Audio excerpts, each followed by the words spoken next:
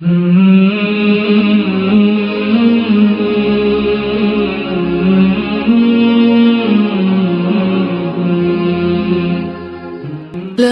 الہ الا اللہ محمد رسول اللہ.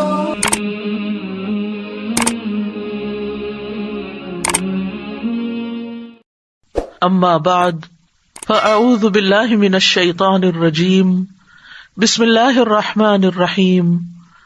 رب اشرح لی صدری ویسر لی امری واحلل عقدۃ من لسانی یفقہوا قولی. اذا سألک عبادی عنی فانی قریب اجیب دعوۃ الداعی اذا دعان فلیستجیبوا لی ولیؤمنوا بی لعلہم یرشدون. اور جب میرے بندے آپ سے میرے بارے میں سوال کریں تو کہہ دیجئے بے شک میں قریب ہوں، میں پکارنے والے کی پکار کا جواب دیتا ہوں. جب وہ مجھے پکارے تو ان کو چاہیے کہ وہ بھی میرا حکم مانیں اور مجھ پر ایمان رکھیں تاکہ وہ ہدایت پا جائیں. بسم اللہ الرحمن الرحیم. قد افلح المؤمنون الذین هم فی صلاتهم خاشعون والذین هم عن اللغو معرضون والذین هم للزکاة فاعلون. شروع کرتی ہوں اللہ کے نام سے جو بے انتہا مہربان نہایت رحم فرمانے والا ہے. یقیناً فلاح پائی ہے، کامیابی حاصل کی ہے ایمان لانے والوں نے جو اپنی نماز میں خشوع اختیار کرتے ہیں، جو لغویات سے دور رہتے ہیں، جو زکوٰۃ کے طریقے پر عامل ہوتے ہیں، اپنی شرمگاہوں کی حفاظت کرتے ہیں سوائے اپنی بیویوں کے اور ان عورتوں کے جو ان کے ملک میں ہوں کہ ان پر محفوظ نہ رکھنے میں وہ قابل ملامت نہیں، البتہ جو اس کے علاوہ کچھ اور چاہیں وہی زیادتی کرنے والے ہیں. اپنی امانتوں اور اپنے عہد و پیمان کا وہ پاس رکھتے ہیں اور اپنی نمازوں کی محافظت کرتے ہیں. یہی لوگ وہ وارث ہیں جو میراث میں فردوس پائیں گے اور اس میں ہمیشہ رہیں گے، ہمیشہ. اللہ سبحانہ و تعالیٰ نے ہمارے لیے کامیابی کے طریقے کھول کھول کے بتا دیے ہیں کہ یہ ہے وہ راستے کہ اگر تم ان پر چلو تو کامیاب ہو سکتے ہو، اور تمہیں ایسا گھر ملے گا، ایسا ٹھکانہ ملے گا کہ جو ہمیشہ ہمیشہ کے لیے تمہارا ہوگا اور جس کی خوشیاں پائیدار ہوں گی، لازوال ہوں گی. ہر انسان اس دنیا میں کامیابی چاہتا ہے، لیکن دنیا میں کامیابی کے جتنے بھی بینچ مارکس ہیں، انسان کسی ایک تک پہنچتا ہے تو اس کا مزہ ختم ہو جاتا ہے، پھر اس کے بعد ایک اور چیز کی تمنا کرنے لگتا ہے، پھر ایک اور چیز کی، حتیٰ کہ اس کی زندگی ختم ہو جاتی ہے لیکن خواہشات ختم نہیں ہوتی.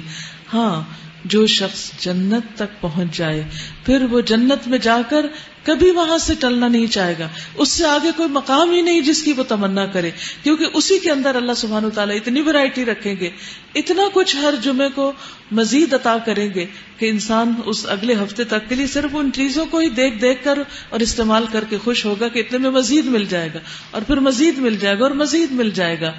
تو انسان کی خوشیاں کہیں ختم ہی نہیں ہوگی. جبکہ دنیا میں جب کچھ مل جاتا ہے تو تھوڑی دیر کے لیے خوشی ہوتی ہے، اس کے بعد اس کی خامیاں نظر آنے لگتی ہیں، اس کے اندر پائے جانے والے کانٹے انسان کو چبھنے لگتے ہیں اور پھر انسان اس سے بددل ہو جاتا ہے، پھر کسی اور چیز کی تلاش میں نکل جاتا ہے اور انسان کی وہ ساری زندگی صرف تلاش اور مارا ماری میں ہی گزر جاتی ہے. انجوائے کرنے کا ٹائم کم ہی ہوتا ہے، جبکہ آخرت کی انجوائمنٹ ہمیشہ کے لیے. اس لیے ہمیں یہ سارے کام کرنے چاہیے کہ جن سے ہماری آخرت کی راہیں آسان ہوں. تو پہلی چیز جس کے لیے یہ بتایا گیا وہ کیا ہے کہ وہ اپنی نماز میں خشوع اختیار کرتے ہیں، ایمان لا کر نمازوں میں خشوع. رسول اللہ صلی اللہ علیہ وسلم نے فرمایا اللہ تعالیٰ نے 5 نمازیں فرض کی ہیں، جو ان کے لیے اچھی طرح وضو کرے گا، وقت پر نماز ادا کرے گا، اطمینان سے سجدے کرے گا، اطمینان سے رکوع کرے گا. یہ اطمینان جو ہے یہ لازم ہے، اور نماز میں خشوع خضوع اختیار کرے گا تو اس کے لیے اللہ تعالیٰ کا وعدہ ہے کہ وہ اس کی مغفرت فرما دے گا.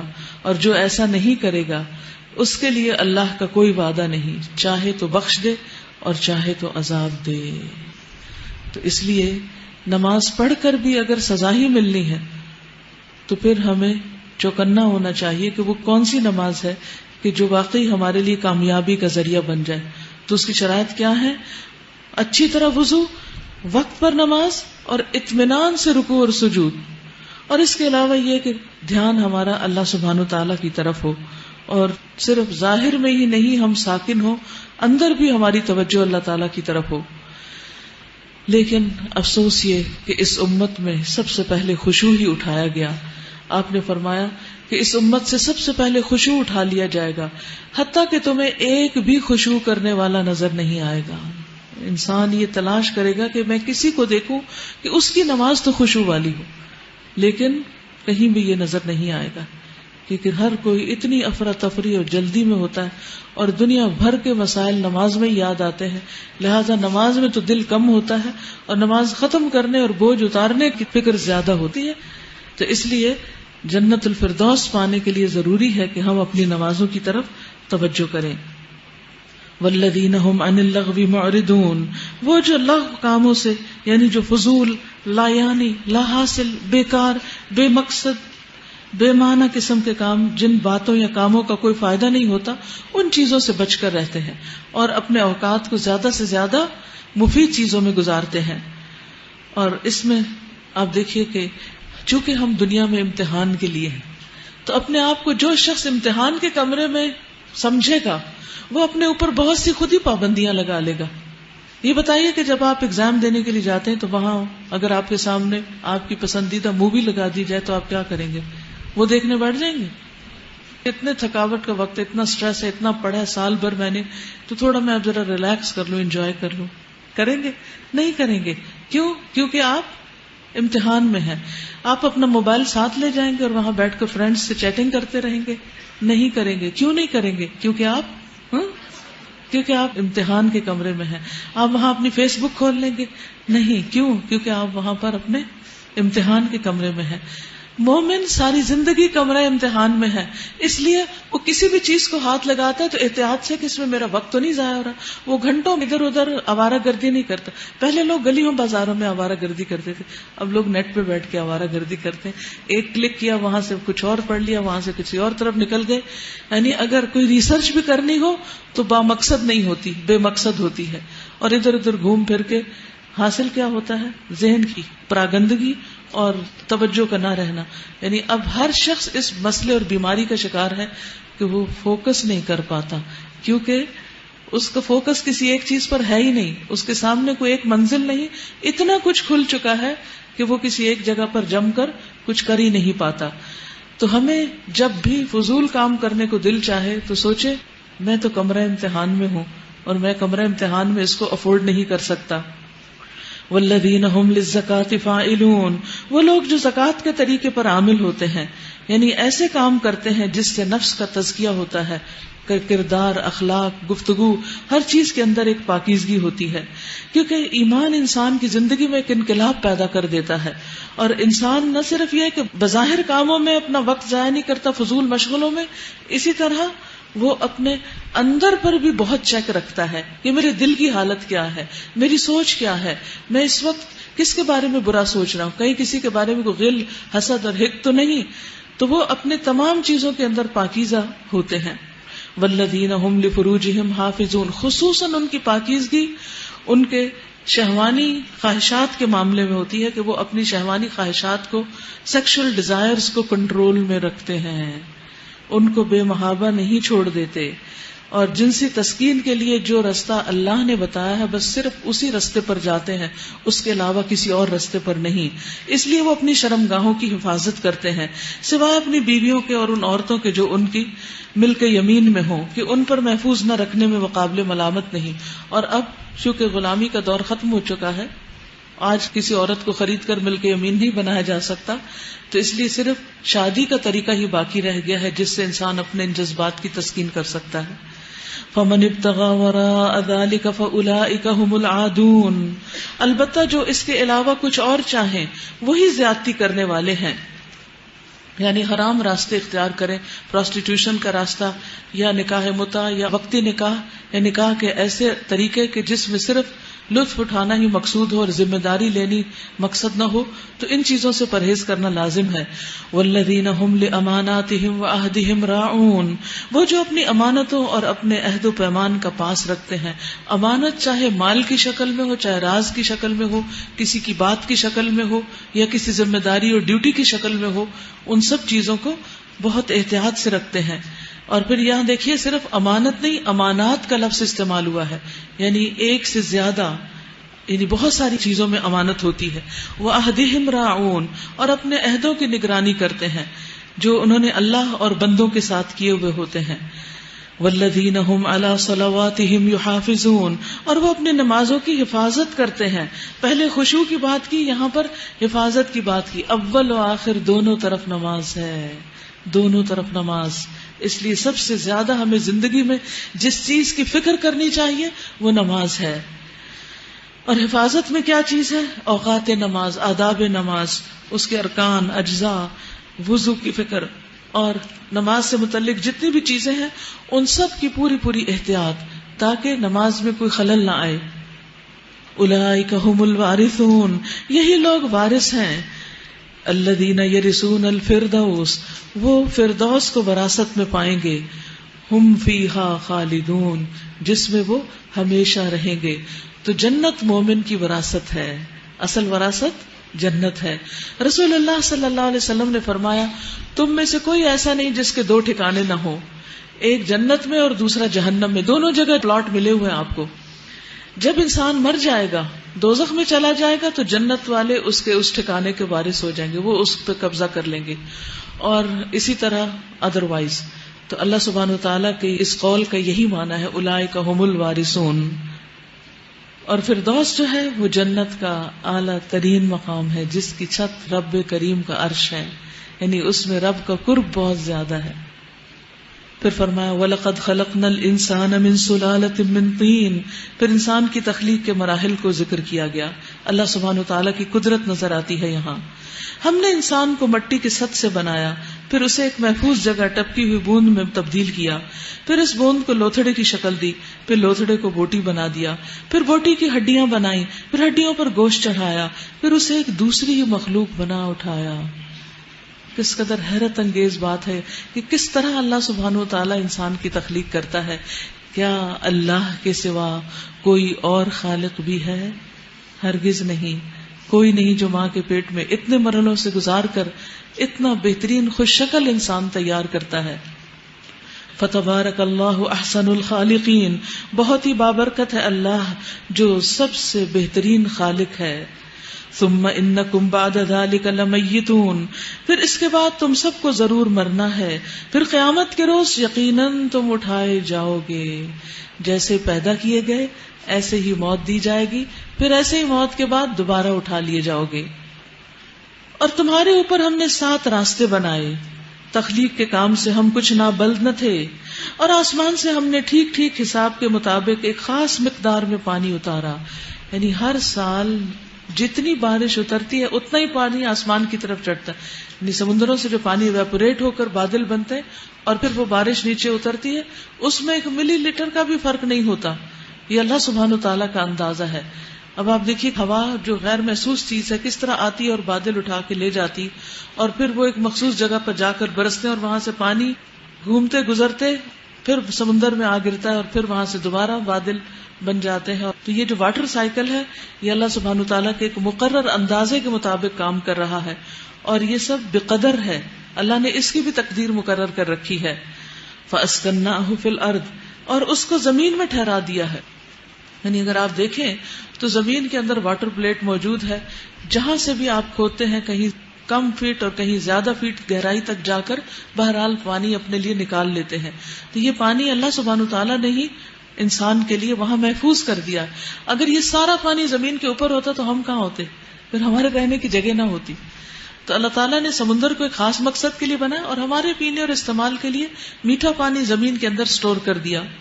وَإِنَّا عَلَىٰ ذَهَابٍ بِهِ لَقَادِرُونَ، اور ہم اسے جس طرح چاہے غائب کر سکتے ہیں، وہ سارا ایویپوریٹ کر سکتا ہے. زمین کے اندر کتنی آگ ہے، اگر آگ اور پانی کا باہم ملاپ ہو جائے تو یہ سارا پانی دھک سے بھاپ بن کے اڑ جائے.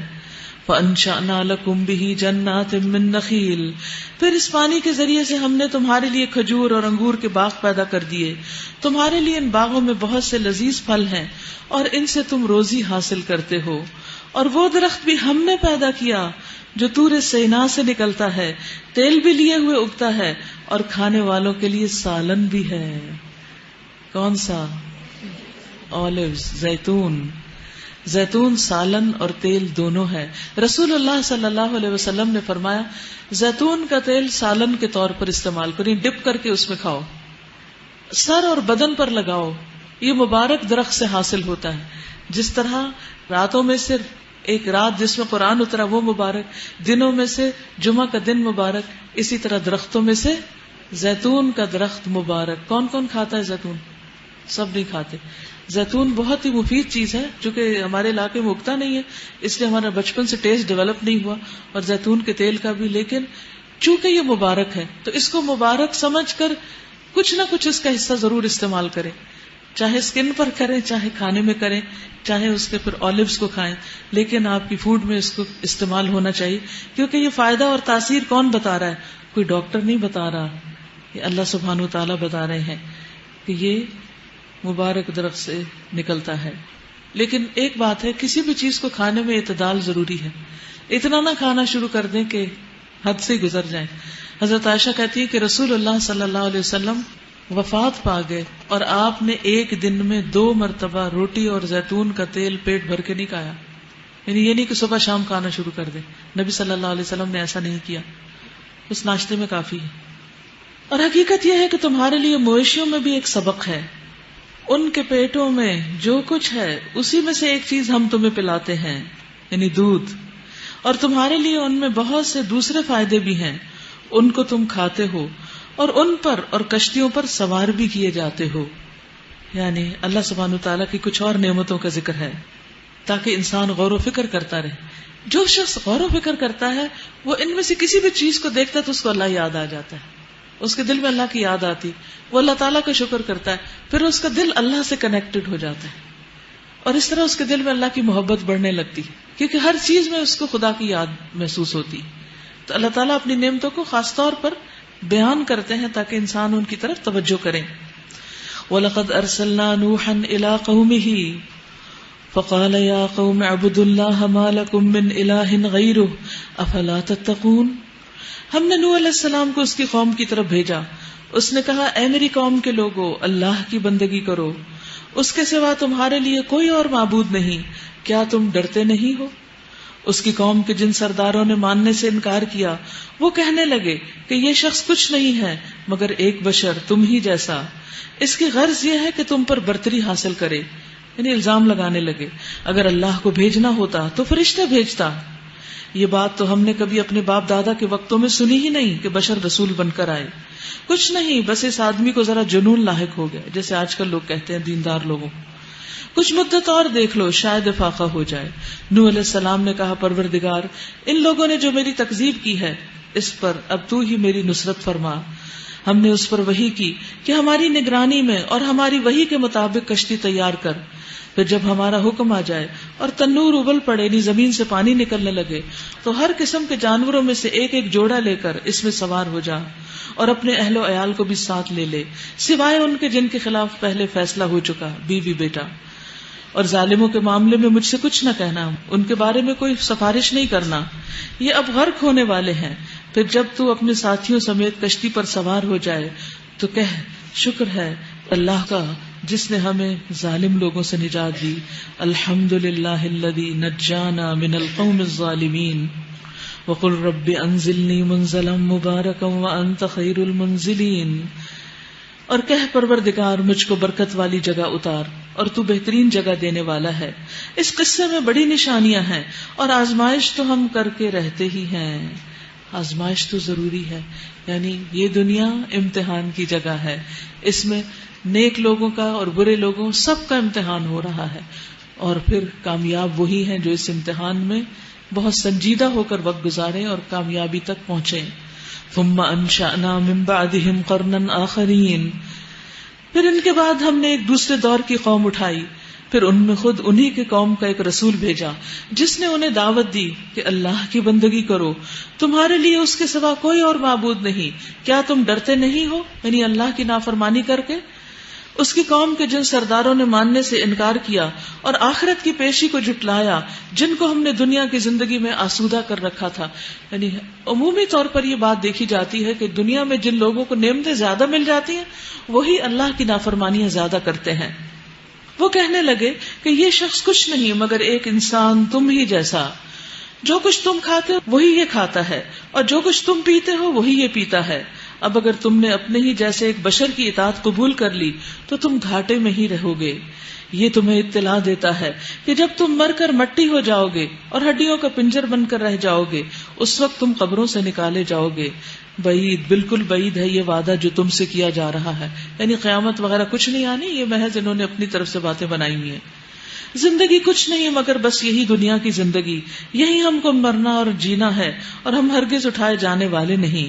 یہ شخص اللہ کے نام پر محض جھوٹ گھڑ رہا ہے. اب آپ دیکھیے اتنی بڑی سچائی کو لوگوں نے کس طرح جھٹلا دیا اور کتنے کانفیڈنس کے ساتھ انکار کیا کہ جیسے ان کی بات ہی سچی ہو، اور صاف کہہ دیا وما نحن له بمؤمنین، ہم کبھی اس کی ماننے والے نہیں ہیں. رسول نے کہا پروردگار، اے رب، ان لوگوں نے میری جو تکذیب کی ہے اب اس پر تو ہی میری مدد فرما. رب انصرنی بما کذبون قال عما قلیل لیصبحن نادمین. جواب میں ارشاد ہوا قریب ہے وہ وقت جب یہ اپنے کیے پر پچھتائیں گے. آخر کار ٹھیک ٹھیک حق کے مطابق ایک ہنگامہ عظیم نے ان کو آ لیا اور ہم نے ان کو کچرا بنا کر پھینک دیا. دور ہو ظالم قوم. پھر ہم نے ان کے بعد دوسری قومیں اٹھائیں. کوئی قوم نہ اپنے وقت سے پہلے ختم ہوئی اور نہ اس کے بعد ٹھہر سکی. پھر ہم نے پے در پے اپنے رسول بھیجے. جس قوم کے پاس بھی اس کا رسول آیا بس اس نے اسے جھٹلا دیا، اور ہم ایک کے بعد ایک قوم کو ہلاک کرتے چلے گئے حتیٰ کہ ان کو بس افسانہ ہی بنا کر چھوڑا. پھٹکار ان لوگوں پر جو ایمان نہیں لاتے. یعنی دیکھیے کہ کس طرح پیغمبر آئے اور انہوں نے حق بتایا، کس طرح قوم نے جرت کے ساتھ انکار کیا، اور پھر دیکھیے کہ کس طرح ان کا انجام ہوا.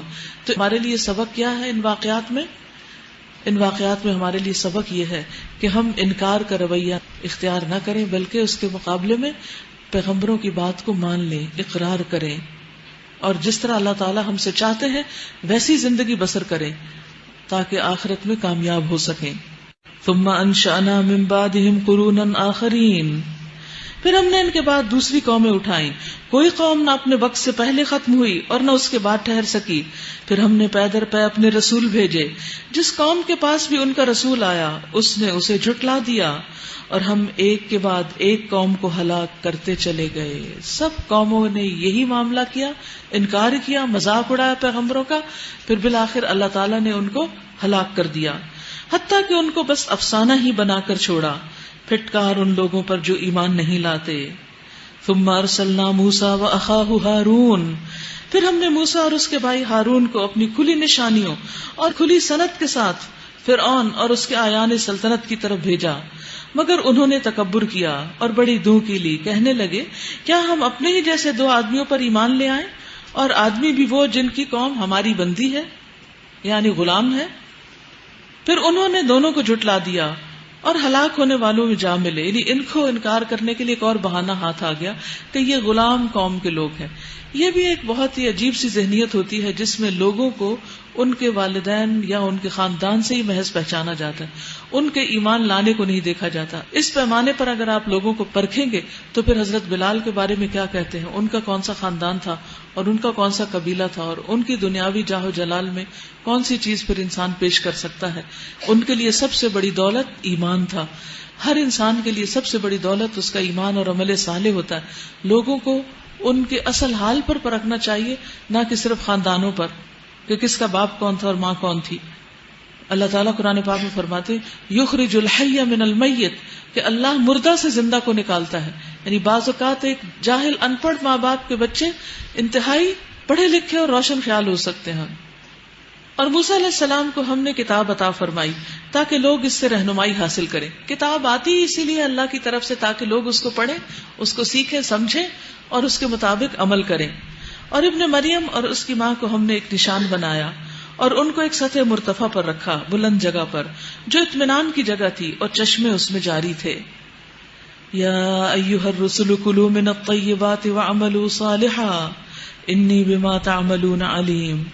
بیچ میں عین ایک ہدایت دے دی گئی تمام پیغمبروں کو، اے پیغمبروں کھاؤ پاک چیزیں اور عمل کرو صالح نیک، تم جو کچھ بھی کرتے ہو میں اس کو خوب جانتا ہوں. حقیقت یہ ہے کہ صاف ستھری غذا اور عبادت کا بہت گہرا تعلق ہے. انسان اگر اچھی غذا کھاتا ہے، صاف غذا، سادہ غذا کھاتا ہے تو اس کا اسٹمک اپسٹ نہیں ہوتا، جس کے نتیجے میں اس کی نمازوں میں خشوع بھی ہوتا ہے، طویل قرات بھی ہو سکتی ہے اور تھکاوٹ بھی کم ہوتی. اس کے برعکس افطاری کے نام پر جب انسان علم گلم کھا لیتا ہے تو پھر تراویح میں وہ خشوع و خضوع نہیں ہو سکتا. اس لیے واچ یور افطاری، واچ یور فوڈ. کون سی چیز آپ کو نقصان دی، کس چیز کے بعد آپ کے جسم میں سستی پیدا ہوئی، اور کون سی چیز آپ کے لیے طیب نہیں ہے، کیونکہ ہر طیب چیز ہر ایک کے لیے نہیں ہوتی طیب. ایک ہی چیز ایک کو بہت اچھی طرح سوٹ کرتی، وہی چیز دوسرا اس سے الرجک ہوتا ہے، اس کے لیے بعض اوقات وہی چیز ہلاکت کا باعث بن جاتی. مثلاً بعض نٹس جو ہیں وہ نہیں کھا سکتے، وہ اگر قریب سے بھی گزر جائیں تو ان کو اٹیک ہو سکتا ہے، ان کی جان تک کے لالے پڑ سکتے ہیں. تو اس لیے آپ صرف چیز کی ظاہری حالت کو نہ دیکھیں، یہ دیکھنے میں بڑی اچھی صاف ستھری لگ رہی، بہت خوبصورت لگ، نہیں، یہ دیکھیں کہ وہ آپ کو بھی سوٹ کرتی ہے یا نہیں کرتی. وَإِنَّ هَذِهِ أُمَّتُكُمْ أُمَّةً وَاحِدَةً وَأَنَا رَبُّكُمْ فَاتَّقُونِ. اور یہ تمہاری امت ایک ہی امت ہے اور میں تمہارا رب ہوں، بس تم مجھی سے ڈرو. فَتَقَطَّعُوا أَمْرَهُمْ بَيْنَهُمْ زُبُرًا كُلُّ حِزْبٍ بِمَا لَدَيْهِمْ فَرِحُونَ. مگر بعد میں لوگوں نے اپنے دین کو آپس میں ٹکڑے ٹکڑے کر لیا، ہر گروہ کے پاس جو کچھ ہے اسی میں وہ مگن ہے، یعنی فرقہ واریت میں پڑ گئے، جس کی ہمیں ممانعت کی گئی ہے، جس سے روکا گیا ہے.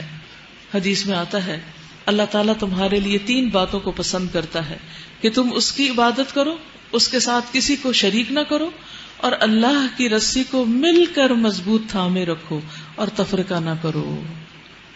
یعنی یہ چیز اللہ تعالیٰ کو بہت پسند ہے کہ مسلمان باہم آپس میں جڑے رہیں، ایک دوسرے کے ساتھ محبت کریں، ٹیم ورک کرنا سیکھیں، مل کر کام کرنا سیکھیں. اور یہ صرف اس وقت ممکن ہوتا ہے جب انسان کسی بڑے مقصد کے لیے کام کرتا ہے اور اس کا اجر اللہ سے چاہتا ہے. پھر فرمایا کہ یہ جو فرقہ واریت میں مبتلا ہیں، اپنے اپنے گروہ کو ہی سچا سمجھتے ہیں اور انہی کے پیچھے جا رہے ہیں، اور وحدت امت کی ان کو فکر نہیں. اچھا تو چھوڑ دو انہیں، ڈوبے رہیں اپنی غفلت میں ایک خاص وقت تک. کیا یہ سمجھتے ہیں کہ ہم جو انہیں مال اور اولاد سے مدد دیے جا رہے ہیں تو گویا انہیں بھلائیاں عطا کر رہے ہیں؟ اصل معاملے کا انہیں شعور نہیں. بھلائیوں کی طرف دوڑنے والے اور سبقت کر کے انہیں پا لینے والے تو در حقیقت وہ لوگ ہیں جو اپنے رب کے خوف سے ڈرے رہتے ہیں. یعنی نیکی میں آگے کون بڑھتا ہے؟ جو اپنے رب سے ڈرتا ہے. والذین هم بآیات ربهم یؤمنون والذین هم بربهم لا یشرکون. وہ لوگ ہیں جو اپنے رب کی آیات پر ایمان لاتے ہیں، وہ نیکیوں میں آگے بڑھ سکتے ہیں کیونکہ آیت پر یقین ہوگا تو اس پر عمل ہوگا. اور جو اپنے رب کے ساتھ کسی کو شریک نہیں کرتے اور جن کا حال یہ ہے کہ دیتے ہیں جو کچھ بھی دیتے ہیں اور دل ان کے اس خیال سے کانپتے رہتے ہیں کہ ہمیں اپنے رب کی طرف پلٹنا ہے، یعنی صدقہ خیرات کرنے کے بعد بھی وہ ڈرے رہتے ہیں. نبی صلی اللہ علیہ وسلم کی زوجہ محترمہ حضرت عائشہ فرماتی ہیں کہ میں نے رسول اللہ صلی اللہ علیہ وسلم سے اس آیت کے بارے میں پوچھا کہ والذین یؤتون ما آتوا وقلوبهم وجلہ، کہ وہ لوگ جو دیتے ہیں اور ان کے دل ڈرے ہوئے ہوتے ہیں. تو عرض کیا کیا یہ وہ لوگ ہیں جو شراب پیتے ہیں، چوری کرتے ہیں؟ آپ نے فرمایا اے صدیق کی بیٹی، نہیں، بلکہ اس سے مراد وہ لوگ ہیں جو روزے رکھتے ہیں، آپ جیسے نماز پڑھتے ہیں، صدقہ دیتے ہیں، اور اس بات سے ڈرتے ہیں کہ کہیں ایسا نہ ہو کہ ان سے قبول نہ کیا جائے. یہی لوگ ہیں جو نیکیوں میں جلدی کرتے ہیں. بتائیے روزہ رکھ کے ڈر لگا کبھی کہ پتہ نہیں ہمارا روزہ ہوا کہ نہیں؟ ہم تو بڑے کانفیڈنس پہ ہوتے ہیں کہ کیوں نہیں ہوا، ہم نے تو کچھ نہیں کھایا پیا. لیکن روزہ صرف کھانا پینا چھوڑنے کا نام نہیں، بلکہ کس چیز کا نام ہے؟ لغو باتیں چھوڑنے کا نام، جھوٹ، غیبت اور چگلی چھوڑنے کا نام. تو آپ اگر دن میں حلال چھوڑتے ہیں تو حرام بھی چھوڑیں، ورنہ کیا ہے، حلال تو چھوڑ دیا اور حرام گوشت سے روزہ افطار کر لیا دن کے درمیان ہی. تو جب تک ہم نوٹس نہیں لیں گے اپنی باتوں کا، گہرائی سے نہیں دیکھیں گے کہ ہم کسی کی بھی کیوں کر رہے ہیں اور کیا کر رہے ہیں، تو بچ نہیں سکتے. اتنا آسان نہیں ہے. تو اس لیے مطمئن ہو کے نہیں بیٹھ جائیں کہ سارے روزے رکھ لیے، اتنے ہو گئے. اب یہ بھی دیکھنا ہے کہ ان کی کوالٹی کیا ہے، ان میں کیا کرتے رہے. اور اسی طرح نماز پڑھ کے بھی کبھی مطمئن نہ ہو کہ ہم نے اتنی رکعتیں پڑھ لی ہیں. فکر اس بات کی ہو کہ قبول ہوئی ہے کہ نہیں ہوئی، اللہ کو پسند آ جائے. اور اسی طرح صدقہ خیرات کر کے بھی اس بات کا ڈر ہو کہ اللہ سبحانہ و تعالیٰ کو پسند آ جائے. کبھی بھی نیکی کا غرور نہ ہو، کبھی بھی دل میں یہ نہ ہو کہ میں نے تو بہت کچھ کر لیا. اور ان کو ڈر کیا ہوتا ہے کہ انہیں اپنے رب کی طرف واپس جانا ہے. اولئک یسارعون فی الخیرات، یہ لوگ نیکیوں میں دوڑ لگا دیتے ہیں، جلدی کرتے ہیں. وہم لہا سابقون، اور وہ اس میں سبقت کرنے والے ہیں. کیونکہ انہیں اپنے نیکیوں کا مان نہیں ہوتا، لہذا انہیں ہوتا ہے کہ ابھی تھوڑا کام کیا، کچھ اور کر لیں. جن کو یہ خیال آ جاتا ہے کہ ہم نے بہت کچھ کر لیا، پھر وہ لیزی ہو جاتے ہیں. تو یہ لوگ لیزی نہیں ہوتے اور وہ آگے بڑھ ہی جاتے ہیں، سبقت کرتے ہیں. وَلَا نُكَلِّفُ نَفْسًا إِلَّا وُسْعَهَا وَلَدَيْنَا كِتَابٌ يَنطِقُ بِالْحَقِّ وَهُمْ لَا يُظْلَمُونَ. اور ہمارے پاس ایک کتاب ہے جو ہر ایک کا حال ٹھیک ٹھیک بتا دینے والی ہے. سب کچھ ریکارڈ جو ہو رہا ہے اس میں، ہمارے نامہ اعمال میں. وَهُمْ لَا يُظْلَمُونَ، اور لوگوں پر ظلم نہیں کیا جائے گا. بل قلوبهم فی غمرة، مگر یہ لوگ اس معاملے سے بے خبر ہیں، یعنی غافل ہیں. اکثر لوگ اس بات کی فکر ہی نہیں کرتے. اور ان کے اعمال بھی اس طریقے سے جن کا اوپر ذکر کیا گیا مختلف ہیں. یعنی وہ نمازیں پڑھ کے بڑے خوش ہیں، مطمئن ہیں، روزے رکھ کے فخر و غرور کر رہے ہیں. وہ اپنے یہ کرتوت کیے چلے جائیں گے، یہاں تک کہ جب ہم ان کے عیاشوں کو عذاب میں پکڑ لیں گے تو پھر وہ ڈکرانا شروع کر دیں گے، چیخیں چلائیں گے. اب بند کرو اپنی فریاد و فغاں، ہماری طرف سے اب کوئی مدد تمہیں نہیں ملنی. میری آیات تمہیں سنائی جاتی تھی تو تم رسول کی آواز سنتے ہی الٹے پاؤں بھاگ نکلتے تھے. یعنی تمہیں تو بات سننا بھی گوارا نہیں تھا.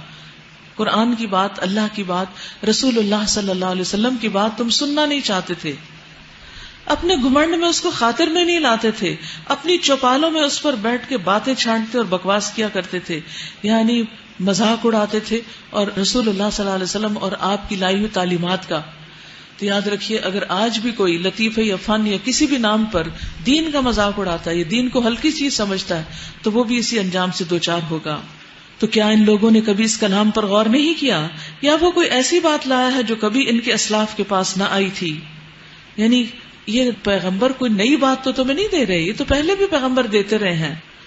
یا یہ اپنے رسول سے کبھی واقف نہ تھے، انجانا آدمی ہونے کے باعث اس سے بدکتے ہیں. یا یہ اس بات کے قائل ہے کہ وہ مجنون ہے؟ نہیں، بلکہ وہ حق لایا ہے اور حق ہی ان کی اکثریت کو ناگوار ہے. اور حق اگر کہیں ان کی خواہشات کے پیچھے چلتا تو زمین اور آسمان اور ان کی ساری آبادی کا نظام درہم برہم ہو جاتا. کیسے؟ مثلا اللہ سبحانہ وتعالیٰ جب چاہتا ہے گرمی لاتا ہے، جب چاہتا ہے سردی لاتا ہے، جب چاہتا ہے بارش برساتا ہے، جب چاہتا ہے آندھیاں اور بادل آتے ہیں، اور جب چاہتا ہے ان کو لے جاتا ہے بغیر برسائے. یہ سب کچھ کس کے ہاتھ میں؟ اللہ کے ہاتھ. اگر یہ بندوں کی خواہشات پر مبنی ہو اور اللہ تعالیٰ بندوں کی سننے لگے تو پھر کیا ہو؟ ایک کہ یا اللہ بارش چاہیے، بارش ہونے لگے. دوسرے کہ اللہ تعالیٰ پلیز آج بارش نہیں، آج نہیں، آج نہیں. اچھا اللہ تعالیٰ بارش روک دے. ایک تیسرا چلانے لگے، نہیں اللہ تعالیٰ مجھے تو چاہیے تھی، آپ نے کیوں بند کر دی؟ اچھا ابھی رات نہیں ہونی چاہیے، ابھی میرا بہت کام باقی ہے، ابھی دن ہی چلے. ابھی صبح نہیں ہونی چاہیے، ابھی میری نیند پوری نہیں ہوئی. دوسرا کہ وہ جلدی صبح ہو چکے، مجھے کام پہ جانا ہے. اگر اللہ تعالیٰ بندوں کی سننے لگے دنیا کا نظام چلانے میں تو پھر دیکھیں کہ حالات کیا ہوتے ہیں، کیا بنے گا، کیا نتیجہ نکلے گا. دنیا کا نظام ایک دن بھی نہیں چل سکتا. مثلا اللہ تعالیٰ نے نماز کا حکم دیا، روزے کا اور چیزوں کا. اب کچھ لوگوں کو یہ پسند نہیں، وہ کہ نہیں اللہ تعالیٰ یہ نہیں ہمیں چاہیے، ہمیں کچھ اور چاہیے. اچھا کچھ اور اللہ تعالیٰ لائے تو کچھ اور لوگ کہیں اللہ تعالیٰ ہمیں تو یہ نہیں چاہیے، کچھ اور چاہیے. اللہ تعالیٰ کچھ اور لے آئے تو پھر کچھ اور کہیں ہمیں تو یہ نہیں چاہیے تھا، ہمیں تو پہلا وہی نماز روزے ہی چاہیے تھا. تو پھر کیا ہو؟ کوئی دین باقی رہے؟ کچھ بھی باقی نہیں. نہ دین کا نظام نہ دنیا کا نظام، کچھ بھی نہیں چل سکتا. اس لیے بہت ضروری ہے ڈسپلن. کائنات میں بھی ڈسپلن ہو اور ہماری زندگیوں میں بھی ڈسپلن ہو. اس وقت بس کڑوا گھونٹ کر کے جو کچھ اللہ تعالیٰ کہتے ہیں پسند ہے یا نہیں اسے کرتے چلے جائیں، تاکہ کل اللہ تعالیٰ آپ سے راضی ہو جائے کہ ان بندوں نے مجھے راضی کر دیا تھا، آج میں انہیں راضی کرتا ہوں. نہیں، بلکہ ہم ان کا اپنا ہی ذکر ان کے پاس لائے ہیں اور وہ اپنے ذکر سے منہ موڑ رہے ہیں. کل بھی آپ کو یہی بتایا گیا تھا نا کہ اس قرآن میں آپ کا ذکر ہے. آج بھی اللہ تعالیٰ کیا فرماتے ہیں؟ یہ باتیں آپ ہی کی ہیں، ان میں آپ ہی کا ذکر ہے اور آپ اپنے ذکر سے منہ موڑ رہے ہیں. ام تسألهم خرجا فخراج ربك خیر وهو خیر الرازقین. کیا آپ ان سے کچھ مانگ رہے ہیں؟ تیرے لیے تیرے رب کا دیا ہی بہتر ہے اور وہ بہترین رازق ہے. تو ان کو سیدھے راستے کی طرف بلا رہا ہے. مگر جو لوگ آخرت کو نہیں مانتے وہ راہ راست سے ہٹ کے چلنا چاہتے ہیں کیونکہ ان کو آخرت کی پکڑ کی فکر نہیں. اگر ہم ان پر رحم کریں اور وہ تکلیف جس میں آج کل یہ مبتلا ہیں دور کر دیں تو یہ اپنی سرکشی میں بالکل ہی بہک جائیں گے. ان کا حال تو یہ ہے کہ ہم نے انہیں تکلیف میں مبتلا کیا پھر بھی یہ اپنے رب کے آگے نہ جھکے اور نہ عاجزی اختیار کرتے ہیں. البتہ جب نوبت یہاں تک پہنچ جائے گی کہ ہم ان پر سخت عذاب کا دروازہ کھول دیں تو یکا یک تم دیکھو گے کہ اس حالت میں یہ ہر خیر سے مایوس ہیں. وَهُوَ الَّذِي أَنشَأَ لَكُمُ السَّمْعَ وَالْأَبْصَارَ وَالْأَفْئِدَةَ قَلِيلًا مَا تَشْكُرُونَ. وہ اللہ ہی تو ہے جس نے تمہیں سننے اور دیکھنے کی قوتیں دی اور سوچنے کو دل دیے مگر تم لوگ کم ہی شکر گزار ہوتے ہو. کبھی اپنے دل کا شکر ادا کیا آج تک کہ اللہ تیرا شکر تو نے دل دیا جو دھڑک رہا ہے. اگر تو چاہے تو ابھی بند ہو سکتا پھر میں کیا کروں گی. پھر تو دنیا بھر کے ڈاکٹر بھی اس کو پمپ کر کے نہیں چلا سکتے. تو اللہ تعالیٰ شکوہ کریں کہ کم شکر کرتے ہو تو ہمیں کیا کرنا چاہیے اور زیادہ شکر ادا کرنا چاہیے. وہی ہے جس نے تمہیں زمین میں پھیلایا اور اسی کی طرف تم سمیٹے جاؤ گے. وہی زندگی بخشتا ہے وہی موت دیتا ہے. گردش لیل و نہار اسی کے قبضہ قدرت میں ہے. کیا تمہاری سمجھ میں یہ بات نہیں آتی؟ مگر یہ لوگ وہی کچھ کہتے ہیں جو ان کے پیش رو کہہ چکے ہیں. یہ کہتے ہیں کہ کیا جب ہم مر کر مٹی ہو جائیں گے اور ہڈیوں کا پنجر بن کر رہ جائیں گے تو ہمیں پھر زندہ کر کے اٹھایا جائے گا. یعنی بس یہی بات ان کے دماغ میں گھس گئی ہے اور اس کی وجہ سے وہ آخرت کو مان نہیں رہے. ہم نے یہ بھی وعدے بہت سنے ہیں اور ہم سے پہلے باپ دادا بھی یہ سنتے رہے ہیں. یہ محض افسانہ ہائے پارینہ ہیں، گزشتہ قصے ہیں. ان سے کہو بتاؤ اگر تم جانتے ہو کہ زمین اور اس کی ساری آبادی کس کی ہے؟ یہ ضرور کہیں گے اللہ کی. پھر کہو تم ہوش میں کیوں نہیں آتے؟ ان سے پوچھو ساتوں آسمانوں اور عرش عظیم کا مالک کون ہے؟ یہ ضرور کہیں گے اللہ. کہو پھر تم ڈرتے کیوں نہیں؟ ان سے کہو بتاؤ اگر تم جانتے ہو کہ ہر چیز پر اقتدار کس کا ہے اور کون ہے جو پناہ دیتا ہے اور اس کے مقابلے میں کوئی پناہ نہیں دے سکتا. یہ ضرور کہیں گے کہ یہ بات تو اللہ ہی کے لیے ہے. کہو پھر کہاں سے تم کو دھوکا لگتا ہے؟ جو امر حق ہے وہ ہم ان کے سامنے لے آئے ہیں اور کوئی شک نہیں کہ یہ لوگ جھوٹے ہیں. اللہ نے کسی کو اپنی اولاد نہیں بنایا اور کوئی دوسرا الہ اس کے ساتھ نہیں. اگر ایسا ہوتا تو ہر الہ اپنی خلق کو لے کر الگ ہو جاتا اور پھر ایک دوسرے پر چڑھ دوڑتے. یعنی دو الہ کیوں نہیں ہو سکتے؟ دو معبود کیوں نہیں ہو سکتے؟ کیونکہ وہ دونوں اپنی اپنی تخلیق لے کے الگ ہوتے، بٹوارا ہوتا، اکٹھے نہیں کام کر سکتے تھے کیونکہ دو اتھارٹیز ایک جگہ نہیں اکٹھی ہو سکتی. اور پھر عام طور پر کیا ہوتا ہے کہ دو ایک جیسے لوگ، برابر کے لوگ، ان کی ہمیشہ آپس میں کچھ نہ کچھ انبن رہتی ہے، دنیا میں بھی انسانوں میں بھی. تو کیا الہ جو پاورفل ہو وہ دوسرے الہ کو برداشت کر سکتا ہے؟ ہرگز نہیں. اسی لیے آپ دیکھیں کہ ایک عورت دو آدمیوں سے شادی نہیں کر سکتی کیونکہ مرد جو ہے پاورفل ہے، حاکم ہے. تو اگر اس کا واسطہ دو لوگوں سے تو وہ تو دو آپس میں ٹکراتے رہیں اور عورت بیچ میں ختم ہو جائے. یعنی دنیا میں بھی جہاں اتھارٹی کی بات ہے وہاں ایک ہی سنگل پرسن ہوتا ہے اتھارٹی میں. تو اسی طرح اس کائنات کا بھی ایک ہی رب ہے، دو نہیں ہو سکتے کیونکہ دو ایکول پاور جو ہے وہ ایک جگہ نہیں اکٹھی ہو سکتی. اگر ایسا ہوتا تو ہر الہ اپنی خلق کو لے کر الگ ہو جاتا، پھر وہ ایک دوسرے پر چڑھ دوڑتے. پاک ہے اللہ ان باتوں سے جو یہ لوگ بناتے ہیں. کھلے اور چھپے کا جاننے والا، وہ بالا تر ہے اس شرک سے جو یہ لوگ تجویز کر رہے ہیں. قل رب اما ترینی ما یوعدون رب فلا تجعلنی فی القوم الظالمین. دعا کیجئے اے ہمارے رب جس عذاب کی دھمکی ان کو دی جا رہی ہے وہ اگر میری موجودگی میں تو لائے تو اے میرے رب مجھے ان ظالم لوگوں میں شامل نہ کرنا. اور حقیقت یہ ہے کہ ہم تمہاری آنکھوں کے سامنے ہی وہ چیز لے آنے کی پوری قدرت رکھتے ہیں جس کی دھمکی ہم انہیں دے رہے ہیں. ادفع باللتی ہی احسن السیئہ. اے محمد صلی اللہ علیہ وسلم برائی کو اس طریقے سے دفع کیجئے جو بہترین ہو. یہ نبی صلی اللہ علیہ وسلم کے لیے بھی حکم ہے اور ہم سب کے لیے بھی. ہم جب امر بالمعروف اور نہی عن المنکر کرتے ہیں تو نہی عن المنکر بہت بھونڈے طریقے سے کرتے ہیں. پہلے تو وہ جو کوئی برائی کر رہا ہوتا ہے اس سے سخت نفرت شروع کر دیتے ہیں، پھر اس کے ساتھ ایک دل میں گرج رکھ لیتے ہیں، پھر اس کو تانے دینے شروع کر دیتے ہیں اور پھر اس کو ڈانٹ ڈپٹ کے بتا دیتے ہیں اور کہتے ہیں ہم نے بتا دیا اب تم جانو تمہارا کام جانو. ایسے تھوڑی. جب کوئی برا کر رہا ہو تو اس کے ساتھ پہلے ہمدردی کا سلوک کریں. اس کا ٹرسٹ بلڈ کریں، اس کو پھر اچھے طریقے سے سمجھائیں، صرف ڈیفینسو نہیں ہو جب وہ کوئی اپنی لاجک پیش کرے، بلکہ اس کے دل کو نیکی کی طرف مائل کرنے کی کوشش کریں، عمدہ اور احسن طریقے سے. یعنی کس کے مقابلے میں احسن طریقہ اختیار کرو؟ اپنے دشمنوں کے مقابلے میں. یہاں نبی صلی اللہ علیہ وسلم سے کہا جا رہا ہے نحن اعلم بما یصفون، ہم جانتے ہیں کہ وہ جو بیان کرتے ہیں، یعنی جو بھی کچھ گھڑتے ہیں. وقل رب اعوذ بک من همزات الشیاطین واعوذ بک رب ان یحضرون. دعا کیجیے اے رب میں شیاطین کی اکساہٹوں سے تیری پناہ مانگتا ہوں، بلکہ اے میرے رب میں تو اس سے بھی تیری پناہ مانگتا ہوں کہ وہ میرے پاس بھی آئیں. کہاں یہ کہ وہ آ کے خیالات میرے دل میں ڈال کے مجھ سے کھیلنے لگے، وہ خیالات میرے تک آئیں ہی نہ، وہ پہنچے ہی نہ، اتنی بھی ان کو سکت نہ ہو، ہمت نہ ہو. رسول اللہ صلی اللہ علیہ وسلم جب رات کے وقت تہجد کی نماز کے لیے اٹھا کرتے تھے تو اللہ اکبر کہتے، یعنی تکبیر تحریمہ کہتے، اس کے بعد کہتے سبحانک اللہم وبحمدک وتبارک اسمک وتعالی جدک ولا الہ غیرک. پھر 3 مرتبہ کہتے لا الہ الا اللہ لا الہ الا اللہ لا الہ الا اللہ. پھر 3 مرتبہ کہتے اللہ اکبر کبیرہ اللہ اکبر کبیرہ اللہ اکبر کبیرہ. پھر کہتے اعوذ باللہ السمیع العلیم من الشیطان الرجیم من ہمزہ ونفخہ ونفثہ. میں اللہ کی پناہ چاہتا ہوں جو خوب سننے والا خوب جاننے والا ہے، شیطان مردود مجھ پر کوئی جنون کا اثر نہ ڈالے اور مجھے تکبر پر آمادہ نہ کرے اور غلط شعر و شاعری کی طرف نہ لے آئے. یہ پڑھتے پھر آپ قرات فرماتے، یعنی شیطان کے ہمز نفخ اور نفث کسی بھی طرح اس کی کوئی چال مجھ پر اثر انداز نہ ہو. کیونکہ سب سے زیادہ شیطان کہاں انسان پر حملہ آور ہوتا ہے؟ نماز کے وقت. اور اگر ہماری نماز درست ہو جائے تو باقی چیزیں بھی خود بخود درست ہونے لگیں گی. حتی اذا جاء احدهم الموت قال رب ارجعون. یہ لوگ اپنی کرنی سے باز نہ آئیں گے یہاں تک کہ جب ان میں سے کسی کی موت کا وقت آ جائے گا. اپنا موت کا وقت یاد کر لیجئے، آنا ہے نا ایک دن. تو کہنا شروع کرے گا اے میرے رب مجھے اسی دنیا میں واپس بھیج دیجئے جسے میں چھوڑ آیا ہوں. میں نے تو ابھی بہت کچھ کرنا تھا، لمبی امیدیں تھی میری. امید ہے کہ اب میں نیک عمل شروع کر دوں گا جو اب تک میں نے نہیں کیا، اب میں اچھا بن جاؤں گا.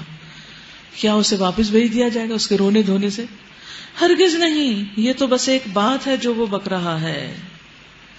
اب ان سب مرنے والوں کے پیچھے ایک برزخ حائل ہے، دوسری زندگی کے دن تک.